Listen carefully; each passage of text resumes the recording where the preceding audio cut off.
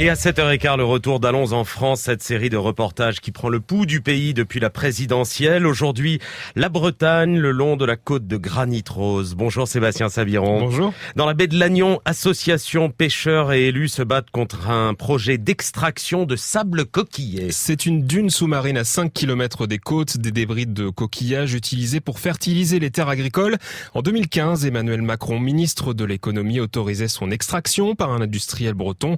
Mais sur place, la population résiste. Allons en France, allons donc à Trébeurden, dans les Côtes d'Armor. Bonjour. Bonjour. Vous êtes Alain Vidal, le président du collectif Le Peuple des Dunes en Trégor.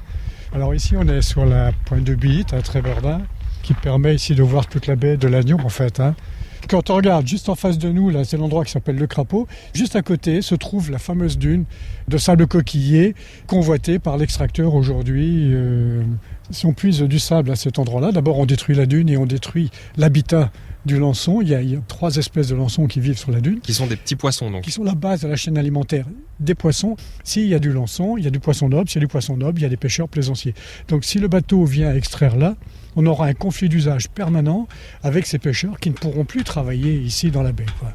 Du coup, on va sur le port de Trébeurden, un tout petit port de plaisance, et on va rencontrer un pêcheur. Faites attention là au ponton, c'est pas très stable. Là, on est à bord de ce petit bateau, comment il s'appelle ? Bienvenue à bord du Kernéo. Là, on est en train de démonter un peu des pièces un peu métalliques. Donc, c'est l'endroit où normalement on met un petit chalut qui nous sert à pêcher le lançon. C'est les petits poissons dont on se sert comme appât pour pêcher le bar, le lieu, le poisson plat.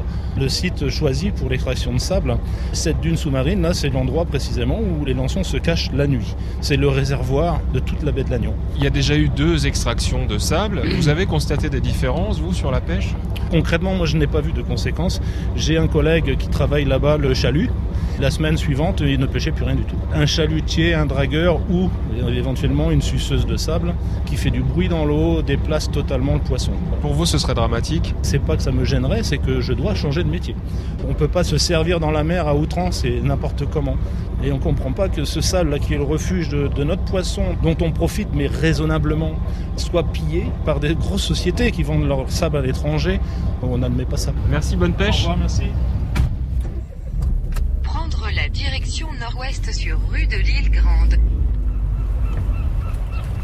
Cet oiseau qui va se poser là, c'est un jeune goéland argenté.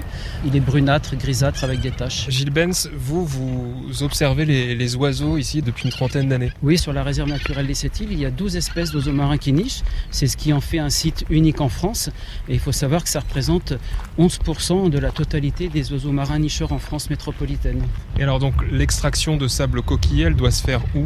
Alors elle se fait un peu plus loin à l'ouest, donc c'est juste de l'autre côté de cette île-là qui est en face de nous. Si l'extraction se faisait, eh bien ça ferait soulever un nuage turbide, c'est-à-dire de fines particules qui viendraient se déposer sur les rochers à marée basse de toutes ces îles et qui viendraient recouvrir toute la faune et la flore qui y vit, donc de nombreuses espèces d'algues, des anémones, des éponges, des gorgones, plus les poissons. Donc toutes ces populations subiraient aussi des transformations. On rentre ? Voilà, l'extraction de sable coquillet. Sébastien, c'est aussi un dossier très politique. Oui, c'est un peu le Notre-Dame-des-Landes breton, un dossier passé dans les mains de 6 ministres. Sous la pression de l'opinion, aujourd'hui, l'extraction est suspendue, mais pas interdite. Joël Lejeune, président de la communauté de communes de Lannion-Trégor. Macron, du temps où il était ministre, a signé le décret autorisant l'extraction. Ce décret doit être suivi d'arrêtés préfectoraux. Ils ont été pris une fois. Ça a permis 2 petites extractions de nuit, mais quand même significatives. Aujourd'hui, il n'y a plus d'autorisation en cours. Ce que nous voulons, c'est qu'il n'y ait plus de possibilité, justement, d'extraction. Et pour cela, il faut abroger donc le décret qu'avait pris donc Emmanuel Macron. Ici, personne ne s'est exprimé pour cette extraction. Il y a des possibilités d'extraire beaucoup plus au large, à 40 km des côtes. La population ne comprend pas que l'on puisse porter atteinte à l'environnement de cette façon. Et la compagnie armoricaine de navigation qui doit justement extraire ce sable explique ne pas avoir les moyens techniques ni financiers d'aller pomper au large. Merci Sébastien Sabiron. Allons en France, à retrouver sur le site franceinter.fr.